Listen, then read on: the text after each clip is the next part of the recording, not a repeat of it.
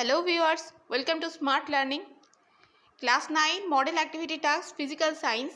এই মডেল যে অ্যাক্টিভিটি টাস্কটা এখন তোমাদের সলভ করিয়ে দেবো, এটা 2021 সালের জুলাই মাসে দেওয়া হয়েছে।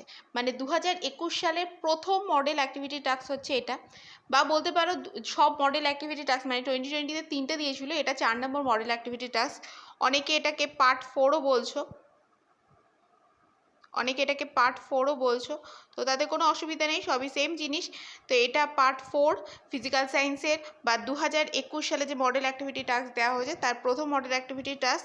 তো চলো আমরা এগুলোর সলিউশন তোমরা দেখে নাও কিভাবে করবে। তো ফার্স্ট যে কোশ্চেনটা আছে এখানে দেওয়া আছে 1 নম্বর কোশ্চেনে 1-এর 3টে রয়েছে এমসিকিউ টাইপের। এখানে প্রথমটাতে দেওয়া আছে নিচের যেটি পরিমাণযোগ্য ভৌত রাশি নয় সেটি হলো, এখানে যেটা অ্যান্সার হয়ে যাবে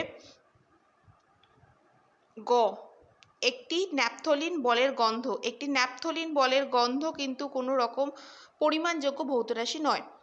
নেক্সট কোশ্চেন কি আছে দেখো, আইসোবারদের ক্ষেত্রে নিচের যে কথাটি ঠিক তা হলো এদের ভর সংখ্যা। আইসোবারের কি হয়, ভর সংখ্যা সমান হয়। 1.3-তে কি আছে দেখো, ভরবেগের মাত্রীয় সংকেত হলো, লাস্ট অপশন হয়ে যাবে ml(10⁻⁻1 বা ml(T ইনভার্স), ঠিক আছে। তো আবার আমি বলে দিচ্ছি কোন কোন অপশনগুলো হবে, শুধু অপশনগুলো আমি মার্ক করে দিচ্ছি তোমাদের এখানে। তো দেখে দাও, প্রথমটার গ অপশন হয়ে যাবে, তারপরেরটা ঘ, অ্যান্ড তারপরেরটা ঘ হয়ে যাবে। এবার চলো নিচের দিকে কোশ্চেন কি কি আছে আরও দেখে নিই। কোশ্চেন নাম্বার 2, কোশ্চেন নাম্বার 2-তে রয়েছে ট্রু ফলস। ট্রু ফলস করতে বলেছে। তো প্রথমটা যেটা রয়েছে, আপেক্ষিক ঘনত্ব একটি এককহীন রাশি। ইয়েস, এটা ট্রু, মানে এটা সত্য, আপেক্ষিক ঘনত্ব একটি এককহীন রাশি। তারপরে কি আছে দেখো, তারপরে রয়েছে একটি বস্তু 8 সেন্টিমিটার ব্যাসার্ধের বৃত্তাকার পথের অর্ধেক অতিক্রম করলে তার সরণ হবে 8 সেন্টিমিটার।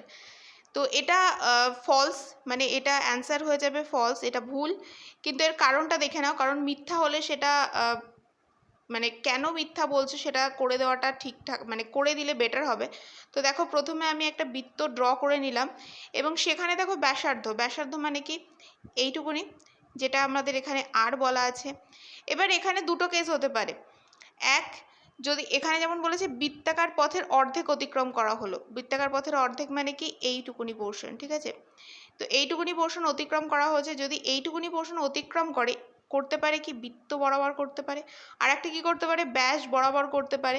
যদি বৃত্ত বরাবর অতিক্রম করে, মানে শুধুমাত্র এই বৃত্তাকার পথে শুধুমাত্র এই অংশটা, মানে এই পয়েন্টে আসবে, এই বরাবর যদি করে তাহলে কতটা পথ অতিক্রম হবে দেখো, পুরো বৃত্তের ব্যাসার্ধ, পুরো বৃত্তের যে পরিধিকে আমরা কি জানি 2πr, তার মানে তার অর্ধেক, মানে এখানে আর মানে কি, এখানে আর মানে হচ্ছে ক্যাপিটাল আর, তার অর্ধেক, এখানে অর্ধেক গেছে, তার মানে বাই 2, মানে অ্যান্সার হয়ে যাবে কত, πr। মানে একটা অ্যান্সার হতে পারতো πr। আর যদি ব্যাস বরাবর অতিক্রম করে এখানে আর বাকিটা আর, মানে কত হতো, 2r হতো, ঠিক আছে। তাহলে হয় অ্যান্সার যদি ব্যাস বরাবর হতো তাহলে 2r হতো, আর যদি বৃত্ত বরাবর হতো তাহলে এখানে অ্যান্সার হয়ে যেত πr। কিন্তু এখানে যে অপশান রয়েছে, এখানে যে মানে যেটা বলে দেওয়া আছে সরণ এখানে বলে দেওয়া আছে শুধুমাত্র আর, তো শুধুমাত্র আর তো কোনোভাবেই হবে না, তো সেই জন্য এখানে এটা হয়ে যাবে ফলস।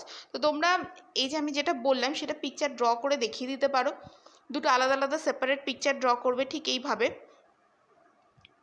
একটা পিকচার মানে দুটোকেই এরকম বৃত্ত করো, প্রথমে বৃত্ত করে এখানে আর মেনশন করো, এইটুকুনি দেখাও। তাহলে এই পথটা এখানে একটা অন্য কালি ইউজ করে দাও, দিয়ে এটাকে দেখাও এইটুকুনি কত, πr, ঠিক আছে, পাই ক্যাপিটাল আর।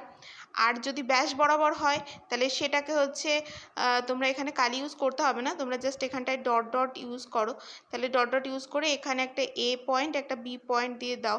তাহলে লেখো এ পয়েন্ট থেকে বি পয়েন্টে যদি ব্যাস বরাবর অতিক্রম করে তাহলে সেক্ষেত্রে সরণ হয়ে যেত কত, 2r। কিন্তু এখানে আর অপশন আর লেখা রয়েছে, মানে সরণ আর হবে বলা আছে, তাই উক্তিটি মিথ্যা। এবার দেখো 2.3 কী লেখা আছে, যে কার্বন স্কেলে এই যে 12C, এটা হচ্ছে কার্বন স্কেলে ক্লোরিনের পরমাণু ক্রমাঙ্ক এখানে যেটা দেওয়া আছে আর পরমাণু ভরও কী হবে সেটাই হবে, অতএব এটা ট্রু। তাহলে বুঝতেই পারছো যে এখানে প্রথম যেটা ছিল সেটা আমাদের অ্যান্সার কত হয়ে যাবে, এটার অ্যান্সার হয়ে যাবে ট্রু, তারপরটা ফলস, দেন লাস্টেরটাও ট্রু। এবার চলো তারপরের কোশ্চেন, আমরা 3 নম্বর কোশ্চেনে চলে যাই। 3 নম্বর কোশ্চেনে দেখো কি আছে। 3 নম্বর কোশ্চেন এখানে বলা আছে এসটিপিতে হাইড্রোজেন গ্যাসের ঘনত্ব 0.0898 গ্রাম পার লিটার হলে এসআই ইউনিটে কত ঘনত্বের মান। তো চলো এটা কিভাবে করবে এবং ঠিকঠাক করে লিখবে সেটাই দেখে নাও।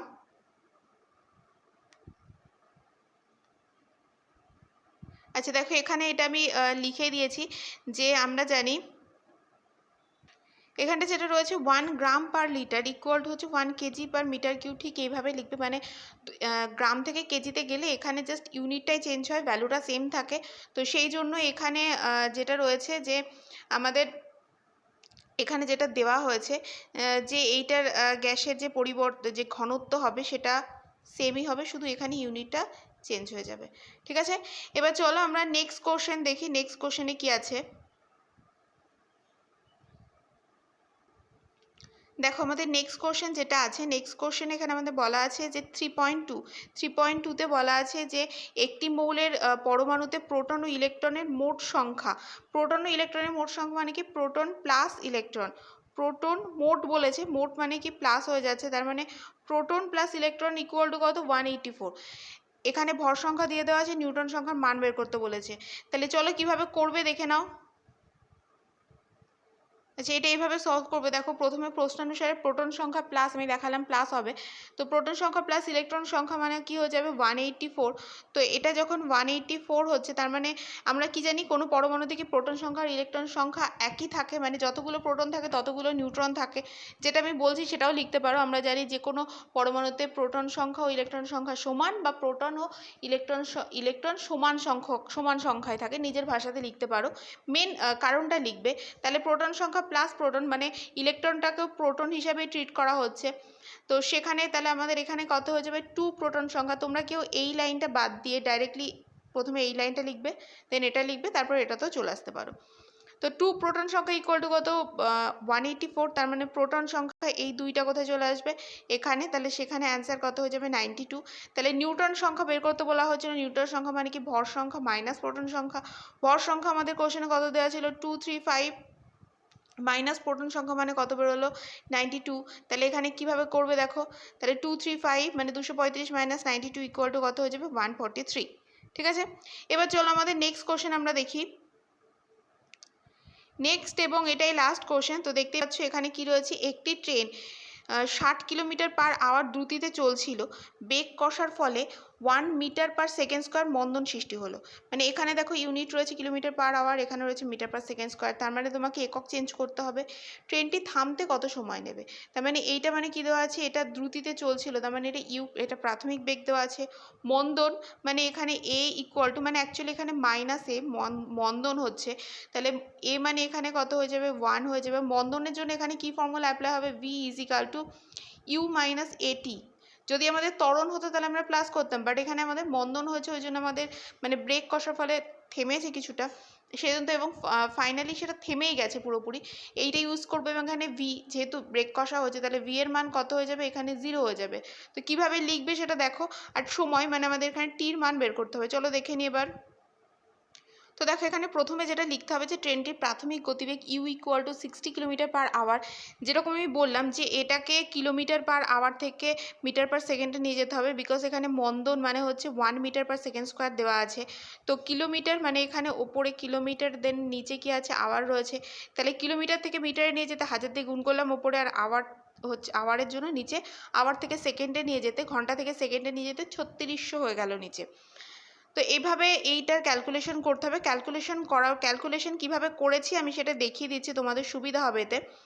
তো দেখো এখানে এই জিরো ক্যান্সেল করে দিলাম আমি, অ্যান্ড এখানে আরেকটা জিরো রয়েছে, জিরো ক্যান্সেল করছি। তাহলে এখানে 6 রয়েছে, এখানে এটা কাটলে এটা এখানে 6, আর এবার 2 দিয়ে কাটছি, তাহলে এখানে 3, আর ওপরে 100কে 2 দিয়ে কাটলে কত হয়ে যাবে 50। তার মানে এখানে 50/3। তোমরা কি করবে, এই লাইনটা লিখবে, লিখে আরেকবার লাইনটা লিখে ক্যালকুলেশন করবে। এক জায়গায় লিখেই সঙ্গে সঙ্গে ক্যালকুলেশন করবে না, কারণ খাতাটা দেখতে যিনি দেখবেন, যিনি টিচার দেখবেন, তার দেখতে প্রবলেম হবে। তো এইভাবে জিনিসটা করবে। তাহলে এখানে দেখো মন্দন হচ্ছে মাইনাসে, আমি প্রথমেই বললাম মন্দন মানে এটা হলো, এবং অন্তিম বেগ ভি ছিল ইকুয়াল টু 0। তাহলে আমরা জানি এখানে এই ফর্মুলাটা ইউজ হলো। প্লাস হলো না এই কারণেই, কারণ এখানে মন্দন হয়েছে ওই জন্য মাইনাস এ হয়েছে, আমি আগেই এটা মেনশন করে দিয়েছি ওই জন্য। এবার দেখো কী করতে হবে, তাহলে এখানে ভির ভ্যালুটা আমি 0 বসিয়ে দিয়েছি। আর এখানে যে জিনিসটা রয়েছে ভির ভ্যালু 0 হয়ে গেল, ইউ এর ভ্যালু বসে গেল, ইউ এর দেখো যে ভ্যালুটা এসেছিলো সেটা বসে গেল। দেন এ ইকুয়াল টু এখানে 1, মানে এখানে 1টা বসে গেল, 1 ইন্টু টি। দেন টির ভ্যালু কত, 16/2-3। তাহলে ট্রেনটি থামতে হচ্ছে 16/2-3 সময় লাগবে, সেকেন্ড সময় লাগবে, কারণ এটা হচ্ছে টিটা দেখো এখানে সেকেন্ডে রয়েছে, তো এখানে সেকেন্ড এসও লিখতে পারো, বাট এখানে আমি মেনশন করে দিয়েছি ওই জন্য ওখানে আর লিখিনি, কারণ ওখানে কোনো ইউনিটই লিখেছিলাম না। তো এইভাবে জিনিসগুলো সব সুন্দর করে তোমরা সলভ করো। আর এই ভিডিওটা যদি ভালো লাগে ভিডিওটাকে অবশ্যই একটা লাইক করো, কমেন্ট সেকশনে জানাও কেমন লাগলো, যদি কোনো প্রবলেম হয় অবশ্যই সেটাও জানাবে, ফ্রেন্ডসদের সাথে শেয়ার করো। আর যদি এই চ্যানেল নতুন হয়ে থাকো তাহলে অবশ্যই চ্যানেলটিকে সাবস্ক্রাইব করো এবং পাশে থাকা বেল আইকন প্রেস করে নাও, যাতে পরবর্তীতে আমি যখন কোনো নতুন ভিডিও দেবো বা নতুন কোনো আপডেট আনবো তোমাদের কাছে নোটিফিকেশন পৌঁছে যাবে। ওকে, আজকে এই পর্যন্তই। পরে নতুন আর একটা মডেল অ্যাক্টিভিটি টাস্ক নিয়ে খুব তাড়াতাড়ি তোমাদের সাথে আসছি। Thank you.